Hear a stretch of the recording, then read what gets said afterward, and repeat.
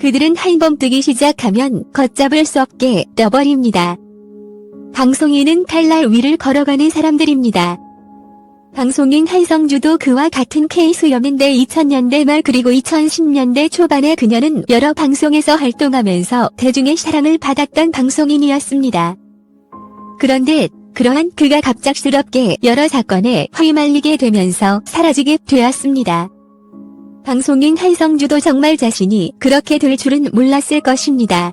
더 이상 방송에서 얼굴을 볼 수 없었던 것입니다.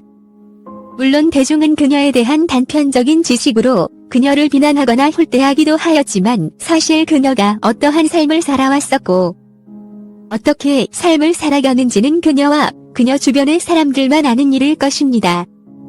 방송으로서 혹은 언론에서 다루었던 그녀의 이야기가 정말로 모든 것이 사실인지 아닌지는 확답을 할 수 있는 것은 없습니다. 그러나 아시다시피 결국 방송인으로서 활동한다는 것은 칼날 위를 걸어가는 것입니다. 한번 무너지기 시작하면 수습하는 것 자체가 어렵다고 볼 수 있는 것입니다. 물론 어떻게든 다시 일어서려고 하면 일어설 수 있지만 과거와는 달라진 위상, 달라진 모습을 있는 그대로 인정해야만 합니다. 그렇지 않으면 그 자리에서 버티는 것 자체가 거의 어렵기 때문입니다. 최근 방송인이었던 한성주의 근황이 공개가 되었습니다.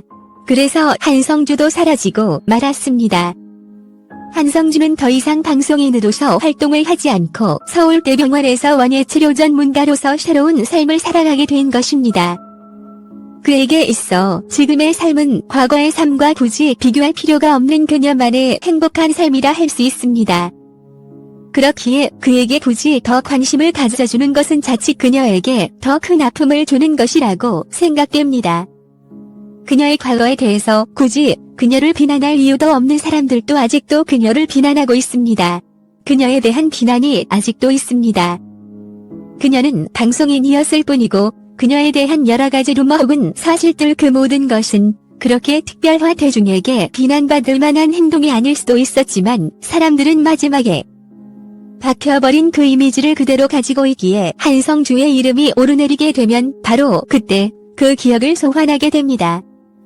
그러한 측면에서 더 이상 방송인이 아닌 한성주의 근황을 언론을 통해서 들을 이유가 있는가라는 생각이 듭니다. 대중의 반응이 아직도 차가운 그 상황 속에서 굳이 자연인 혹은 일반인 한성주의 삶을 또다시 망가뜨릴 여지가 있는데 굳이 그녀가 직접 원하지 않는다면 그녀의 삶에 왜적대한 기사, 그녀에 대한 관심, 그녀의 근황을 알려고 하는 의지를 보여줄 필요가 있는지 의심스럽습니다.